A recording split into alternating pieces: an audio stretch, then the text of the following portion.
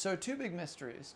What you don't want, and on the other hand, what should you look for? There's a huge list, and starting off, the overexposed sort of style where the sky is like completely whited out, the faces are a little bit too bright. You know, it's good because there's no imperfections, but this is the style loved by natural light photographers who don't know how to use a flash, which has an auto mode, and they say, I like it because I don't want to do the HDR style. Well, I'm not saying you're not a real photographer, but this is sort of a philosophy of newbies that don't have a lot of experience. And you should be able to pick someone who has a lot of style differences, who can shoot in a lot of different styles with a lot of different equipment, instead of being locked into this style that actually doesn't work when there isn't any sun, when there isn't any natural light available.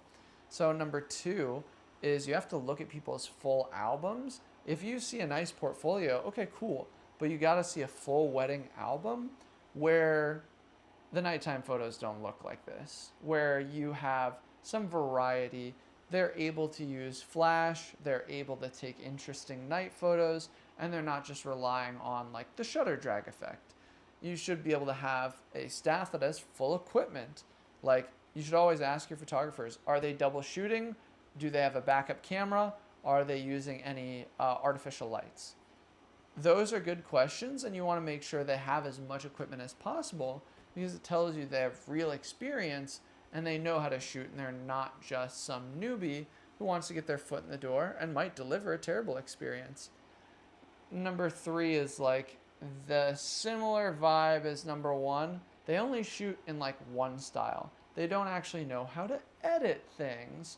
This gets back into the natural light photographer or not liking the HDR look when you use a flash. You can very easily edit those things. I color correct and color grade videos, and it's really easy. It's really easy to color edit photos. And the idea that someone only has one style and they don't go into any other things is kind of strange to me.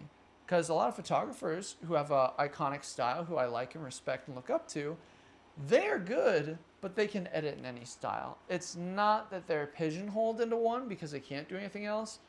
You'll notice that photographers with a lot of different styles but focus on one specific one, they offer that and sell that because it sells really well, and not because it's the only thing they can do.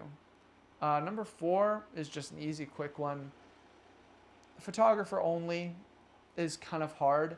If you have a photographer or a company that does photo and video, you're going to have a lot smoother experience, and they usually have a better reputation too, and you can see a lot more of their work. If they're doing photo video, you know they know how to use light, you know they come with backups, you know that they're going to deliver for you.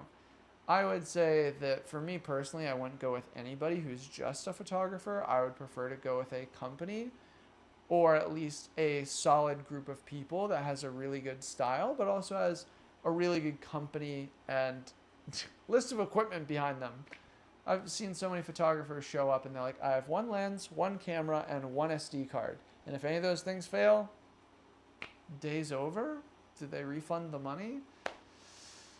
Oh, I wouldn't risk that. But yeah, those are just a few things to look over. Good luck, happy hunting.